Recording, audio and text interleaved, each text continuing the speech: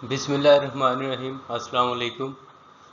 इससे पीछे वाली वीडियो में आप लोगों ने सल्फ्यूरिक एसिड का जो है वो केमिकल प्रोसेस पढ़ा है कि किस तरह से सल्फ्यूरिक एसिड को जो है वो तैयार किया जा सकता है।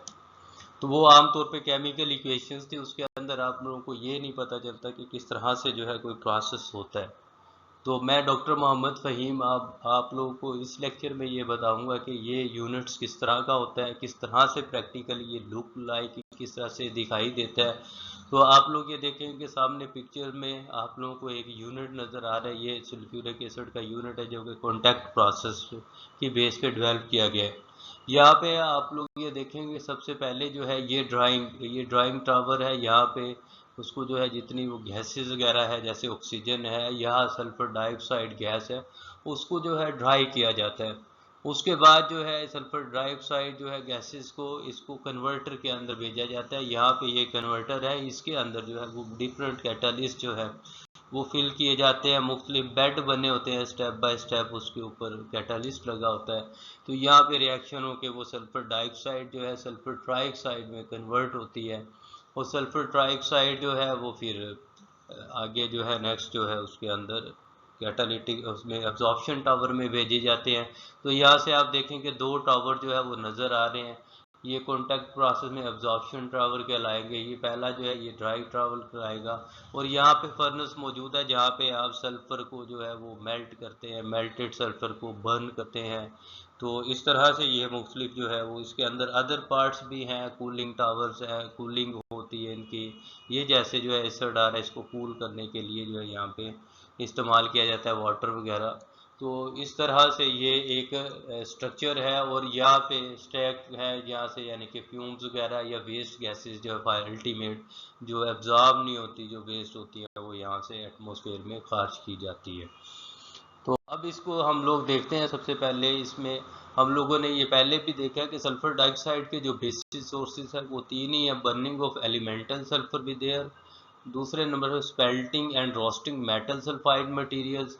ये जो है मिनरल्स वगैरह से जो है वो मेटल्स को जब अलग किया जाता है तो रोस्टिंग वगैरह की जाती है सल्फाइड्स बेस के ओर्स की, तो उसमें ये प्रोड्यूस होती है। और तीसरे नंबर पे जो सल्फ्यूरिक एसिड पहले यूज़ तो हो चुका होता है लेकिन वो इतना ज़्यादा ख़राब नहीं होता, उसको रिसाइकल करने के लिए उसको दोबारा से यूज़ करने के लिए लाया जाता है, फर्नेस में डाला जाता है, हाई टेम्परेचर दिया जाता है तो उसको डीकम्पोज कर दिया जाता है। तो उसके नतीजे में भी सल्फ्यूरिक एसिड पैदा होता है। तो ये सल्फ्यूरिक एसिड आमतौर पर कैटलिस्ट के लिए इस्तेमाल किया जाता है जैसे पेट्रोलिंग इंडस्ट्री वगैरह में।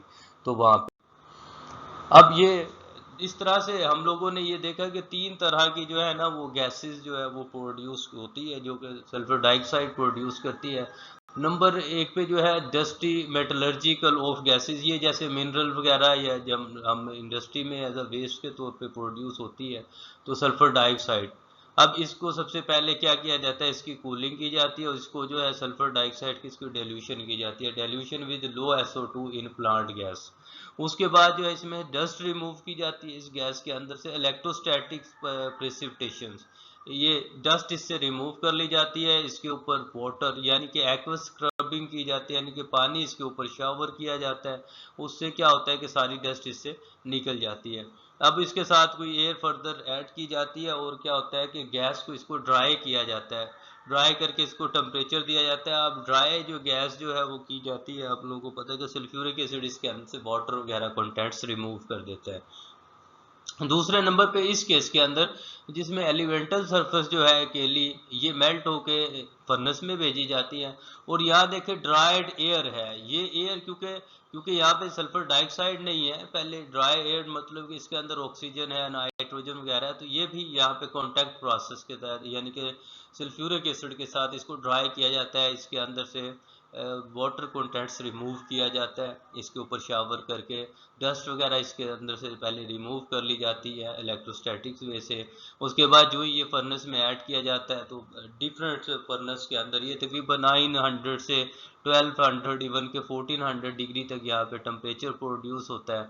और ये डिफरेंट क्योंकि आप एयर से ले रहे हैं गैस, तो इसके अंदर कुछ तो सल्फर डाइऑक्साइड बनेगी, सल्फर और ऑक्सीजन के रिएक्शन से एक्सोथर्मिक रिएक्शन होगा, हीट प्रोड्यूस होगी यहाँ पे, कुछ ऑक्सीजन अनरिएक्टेड आएगी और नाइट्रोजन भी क्योंकि एयर के अंदर मौजूद होती है तो वो एज सच ही रहेगी। उसके बाद इस गैस को भी कूल कर लिया जाता है। तो नेक्स्ट जो है स्पेंड सल्फ्यूरिक एसिड तीसरे नंबर पे कि जो ऐसा सल्फ्यूरिक एसिड जो पहले कहीं यूज़ हो चुका है कैटालिस्ट वगैरह के तौर पे, इसको जो है फर्नेस में ही भेजा जाता है, इसको डीकम्पोज किया जाता है हाई टेम्परेचर पे। तो इसके नतीजे में भी 8 से 14 8 to 14% जो है वो सल्फर डाइऑक्साइड प्रोड्यूस होती है, 2% इसमें ऑक्सीजन होती है, बाकी इसके अंदर कोई कार्बन डाइऑक्साइड और वाटर और नाइट्रोजन वगैरह मौजूद होती है। अब इसमें भी क्या किया जाता है, गैस को कूल किया जाता है, एक्वा स्क्रबिंग की जाती है और इसके अंदर से भी जो है वो वाटर की जो है उसके बाद इसको कुछ एयर देते हैं और उसके बाद क्या करते हैं, हम इसे ड्राई करते हैं, हीटिंग करते हैं और इसको गैस को ड्राई करते हैं। ड्राई कैसे करते हैं, वही सल्फ्यूरिक एसिड जो है शावर किया जाता है और इसके अंदर से भी वाटर कंटेंट्स रिमूव कर दिया जाता है।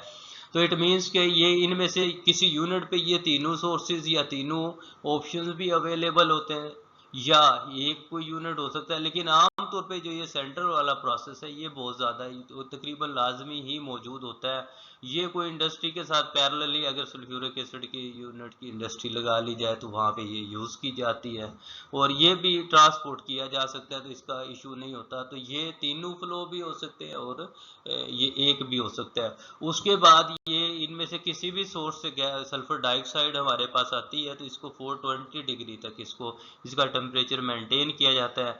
फिर ये कैटालिस्ट या कन्वर्टर जो है कन्वर्टिंग टावर में आता है, यहाँ पे कैटालिस्ट मौजूद होता है, पहले बेड पे रिएक्शन होता है, टेम्परेचर बढ़ता है, फिर इसको कूल किया जाता है, फिर दूसरे बेड में एंटर होती है, वहाँ पे भी इसको कूल किया, इस तरह सल्फर ट्राइऑक्साइड बनती जाती है। लेकिन कुछ मिकदार जाहिर सी बात है इसके अंदर सल्फर डाइऑक्साइड, ऑक्सीजन और नाइट्रोजन की भी रहती है। फिर जो है ये यहाँ से सल्फर ट्राइऑक्साइड जो है इसको एब्जॉर्प्शन टावर में ही भेजा जाता है, तो ऊपर से वही सल्फ्यूरिक एसिड जो है यहाँ पे शावर किया जाता है और सल्फर ट्राइऑक्साइड गैस एब्जॉर्ब होती रहती है।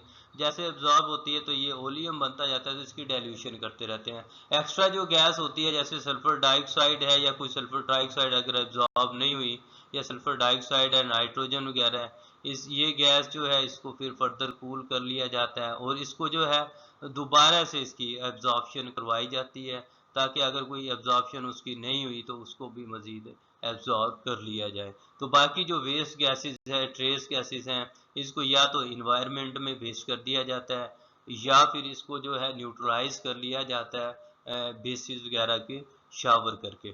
तो इस तरह से यह तो एक फ्लो शीट डायग्राम को मैंने एक्सप्लेन किया है। तो sulphuric acid mostly industrial plants के अंदर जो है फ्लो ऑफ सल्फ्यूरिक एसिड तीन वे है, गैस की डिहाइड्रेशन होती है और इसके अलावा दो जो है सल्फ्यूरिक एसिड मेकिंग फ्लो है, यहाँ पे हमने लास्ट स्टेप पे देखा है कि जो अब्जॉर्प्शन हो रही है वो दो फ्लो थे।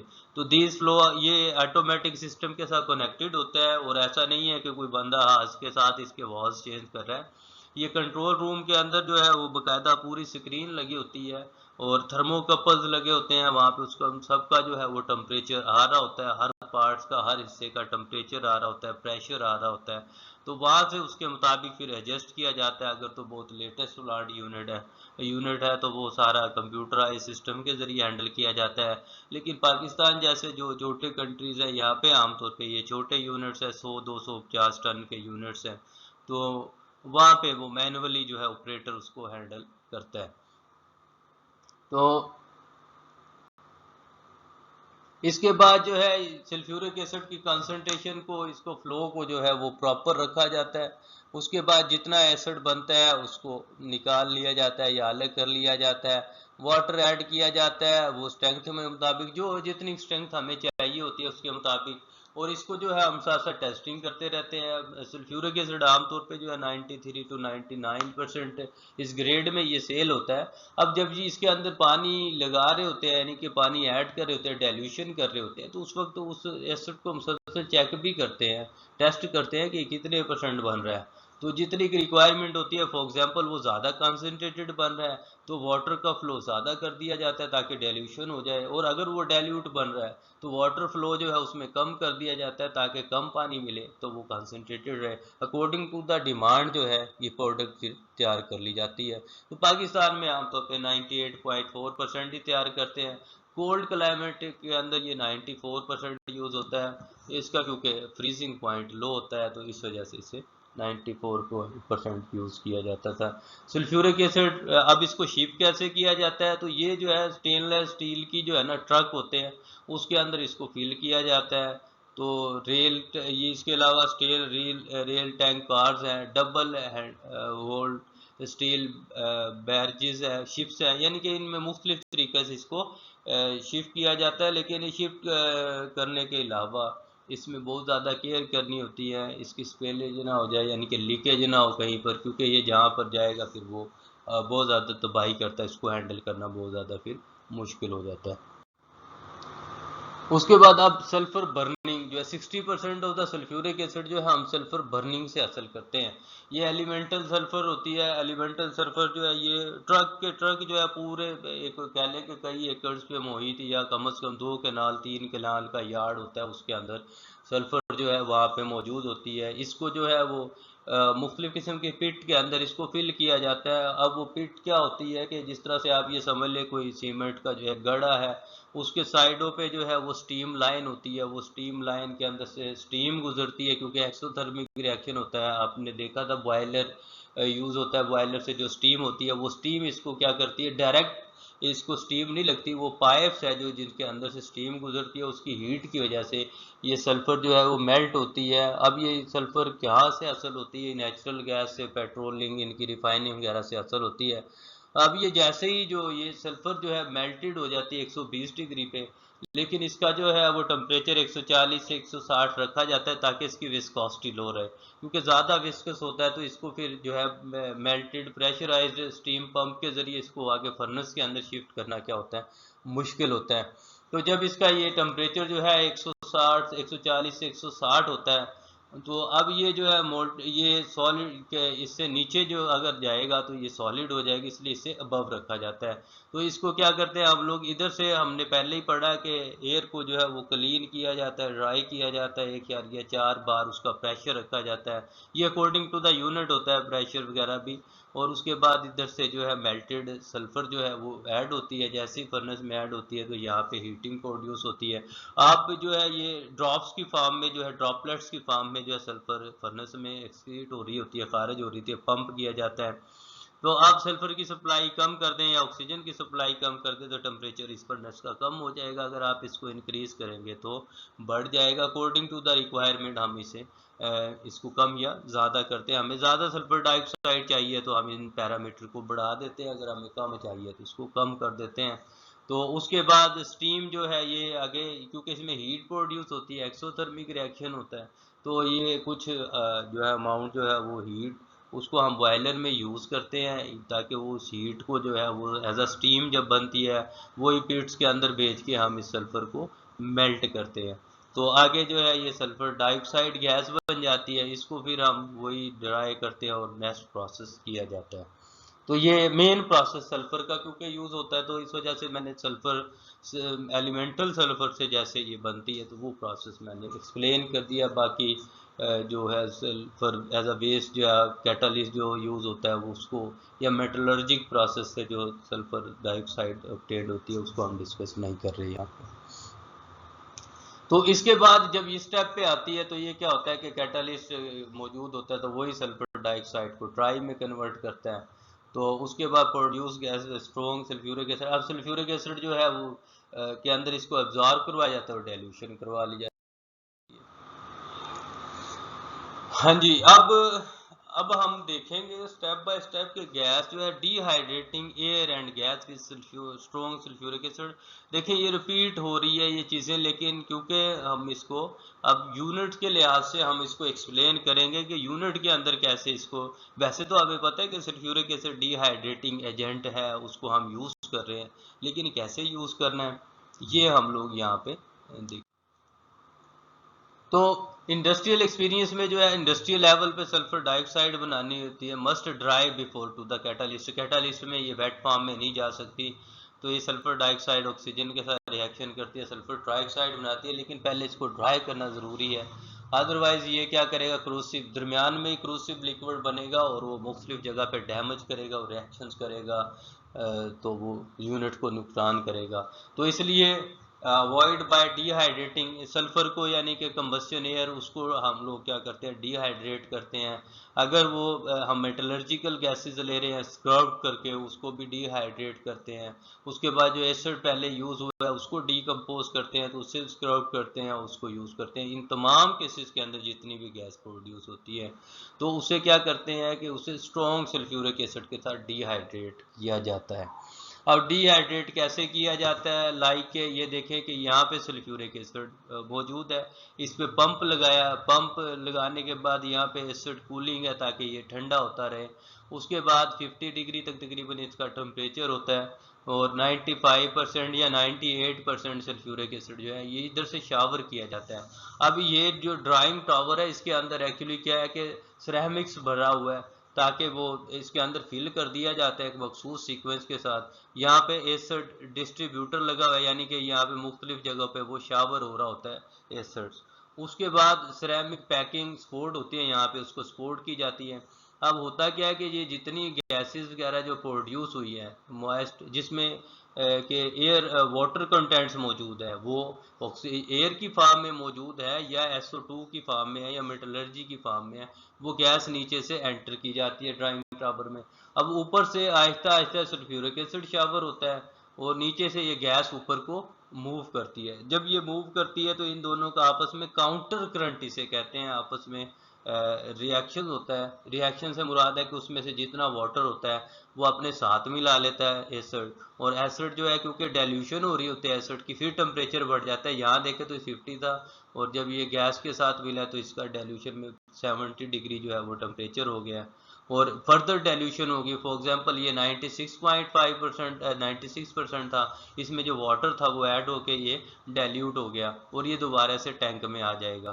तो इस तरह से ये गैस जो है वो ड्राई हो जाएगी और ये ड्राई गैस जो है ये 0.05 ग्राम वाटर कंटेंट्स पर न्यूटन मीटर स्क्वायर क्यूब जो है गैस जो है उसके अंदर बहुत कम क्वांटिटी में ये मौजूद होगा। तो अब ये डिहाइड्रेटेड गैस है, इसको फिर आपने क्या करना होता है, SO2 गैस है, फिर इसको कैटालिटिक कन्वर्टर के अंदर भेजा जाता है। लेकिन इसमें सबसे इम्पोर्टेंट यह है कि इसको पहले क्या कर लेना है, आपने ड्राई कर लेना है, ड्राई टावर के अंदर स्ट्रॉन्ग सल्फ्यूरिक एसिड यूज करते हुए। अब ये नेक्स्ट जो स्टेप देखते हैं, dehydrating of sulphur combustion air in sulphur burning acid plant. अब ऐसा यूनिट जहाँ पे सल्फर बर्न की जाती है वहाँ पे कैसे इसको डिहाइड्रेटिंग किया जाता है। अब इसके अंदर देखें सल्फर तो जो है वो तो सॉलिड फॉर्म में है, तो इसके अंदर जो है सिर्फ हमने जो ड्राई करनी है चीज़ वो सिर्फ एयर करनी है, क्योंकि सल्फर तो सॉलिड फॉर्म में है।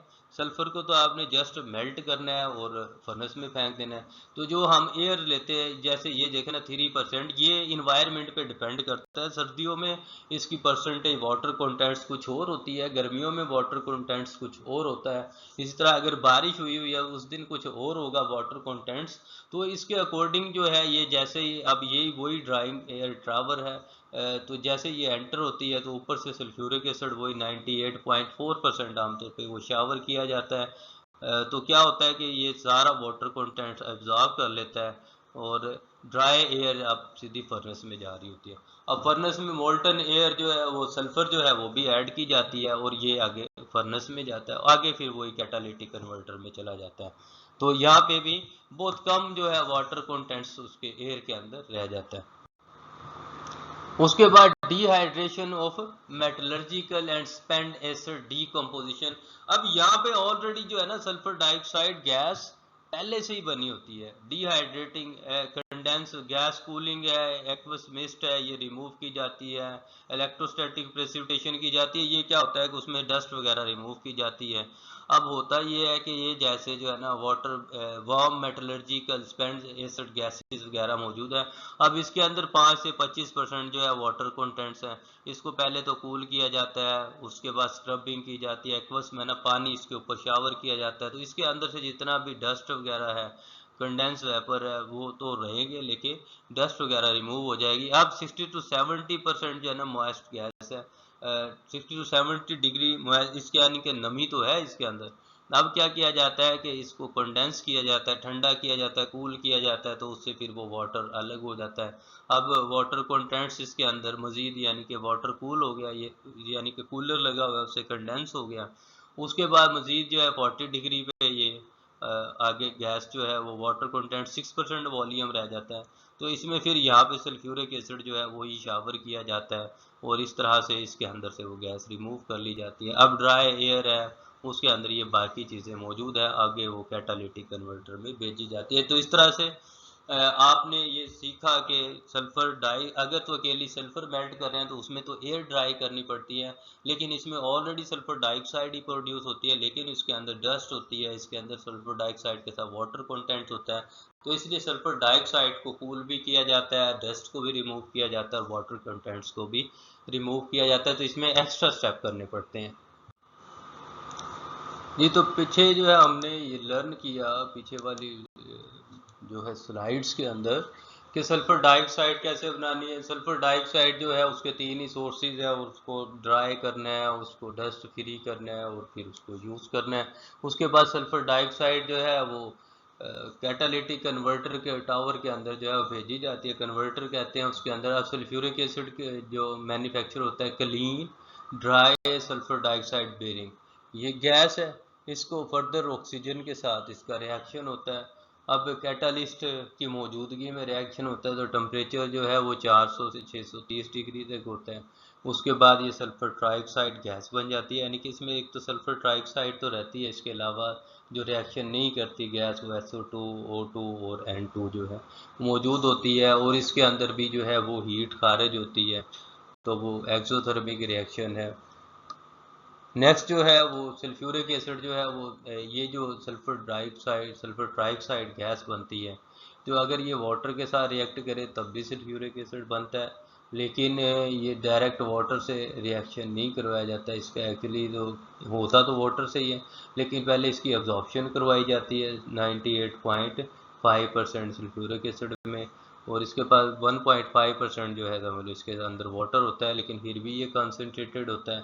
तो इसके अंदर फिर जो है वो वाटर ऐड किया जाता है, वॉल्यूम की फॉर्म में होता है पहले, तो ये वाटर बन सल्फ्यूरिक एसिड बनता है। तो टेम्परेचर वही 80 to 110, और इसको भी कूल किया जाता है, एसिड कूलिंग टावर होता है वो। जैसे आप लोग देखो कि यहाँ पे जैसे ये कूलर वगैरह लगे होते हैं जहाँ पे लाइक जैसे हम लोग देखते हैं कि ये स्टोरेज के स्टोर करते हैं जहाँ पे पोटैटो वगैरह, तो वहाँ पे भी बाहर जो है वो वाटर शावर होता है बहुत सारे पाइप्स के ऊपर से, तो वो कूलर के तौर पे इस्तेमाल किया जाता है।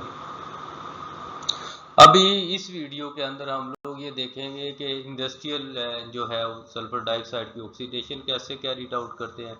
अब ऑक्सीडेशन होती कैसे है, यानी कि वो अंदर उसके यानी रिएक्शन तो आपने देखा ही है, लेकिन उसके अंदर फिर ये कैटालिस्ट क्यों ज़रूरी है, और इसके अंदर मल्टी कैटालिस्ट बेड प्रोसेसिंग होते हैं, तो वो मैक्सिमा क्यों बहुत सारे बेड बनाते हैं। और उसके बाद इंडस्ट्रियल ऑपरेटिंग प्रोसीजर कि ये खैर इस वीडियो में नहीं कि इंडस्ट्री को कैसे ऑपरेट किया जाता है, तो ये देखने, लेकिन ये लास्ट ऑब्जेक्टिव जो है ये उससे नेक्स्ट वीडियो में होगा, इसमें नहीं होगा। तो ये 3 चीज़ें हम लोग देखते हैं यहाँ पे। नंबर 1 पे जो है, अब ये कैटालिस्ट जो है बेड है, इसके अंदर ये जैसे पहले कैटालिस्ट है, फिर दूसरे पे, फिर तीसरे पे, फिर चौथे पे। अब इसके अंदर कैटालिस्ट जो है वो देखिए कैटालिटिक टावर की जो वो लेंथ है तकरीबन 20 मीटर है, और इसकी जो यहाँ पे अप्रोक्सीमेट जो है वो 12 मीटर जो है इसकी चौड़ाई, इसका डायामीटर जो है वो दिखा रहे हैं। और एक बेड की जो हाइट जो है वो 0.5 to 1 मीटर, इसी तरह से दूसरा, तीसरा, चौथा। तो आमतौर पे 4 या 5 जो है वो बेड्स पे मुश्तमिल होता है कैटालिटिक कन्वर्टर। कैटालिस्ट इनमें बेड्स में मौजूद होते हैं। तो अब ये क्या होता है कैटालिस्ट कैसे है, ये ऐसे डिफरेंट पैलेट्स की फॉर्म में जो है मौजूद होते हैं। तो ये अकॉर्डिंग टू द डिफरेंट किस्म के मटेरियल यूज़ किए जाते हैं। होता है ये V2O5 ही इसके अंदर मौजूद होता है।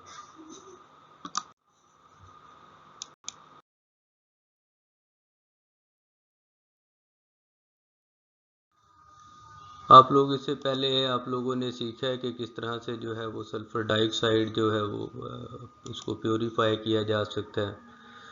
और उसके बाद उसको सल्फर ट्राइऑक्साइड में कन्वर्ट करते हैं। तो अभी हम इस स्लाइड के अंदर ये सीखेंगे कि किस तरह से जो है सल्फर ट्राइऑक्साइड से सल्फ्यूरिक एसिड प्रोड्यूस किया जाता है। ये लास्ट स्टेप होता है। इसके अंदर ये होता है कि सल्फर ट्राइऑक्साइड जो है वो गैस ये स्ट्रॉन्ग सल्फ्यूरिक एसिड में वाटर के साथ रिएक्शन करती है, तो उसके नतीजे में हीट जो है वो 80 to 110 ये प्रोड्यूस होती है और इसमें सल्फ्यूरिक एसिड बनता है। लेकिन अगर हमने इसको इंडस्ट्रियल पॉइंट ऑफ व्यू से अगर बनाना है तो इसमें ये होता है कि 98.5% सल्फ्यूरिक एसिड को एब्जॉर्प्शन टावर में शावर किया जाता है, उसके अंदर सिरेमिक्स फिल की जाती है और डाउन साइड पे जो है सल्फर ट्राइऑक्साइड गैस जो है वो नीचे से अपवर्ड ये मूव करती है। तो इस तरह से अब्जॉर्प्शन होती है, उसके नतीजे में सल्फ्यूरिक एसिड 99% राउंड अबाउट बनता है और इसके साथ साथ डेल्यूशन होती जाती है। The acid product from air और gas dehydration and water give the acid range of the product. ये यानी कि आप पानी कम या ज़्यादा जितना उसमें ऐड करेंगे तो वो डाइल्यूट हो जाएगा, अगर कम करेंगे तो वो कंसनट्रेटेड हो जाएगा। उसके बाद ये हम उस स्टेप्स को देख सकते हैं कि ये जैसे ड्राई एयर जो है सल्फ़र ओवरऑल इस रिएक्शन को दोनों स्टेप्स को देखें तो सल्फ़र डाइऑक्साइड जो है वो कैटालिस्ट से निकल के और ये एब्जॉर्प्शन टावर में आ जाती है, तो नीचे से ये मूव करती है और ऊपर से इसमें सल्फ्यूरिक एसिड ऐड किया जाता है।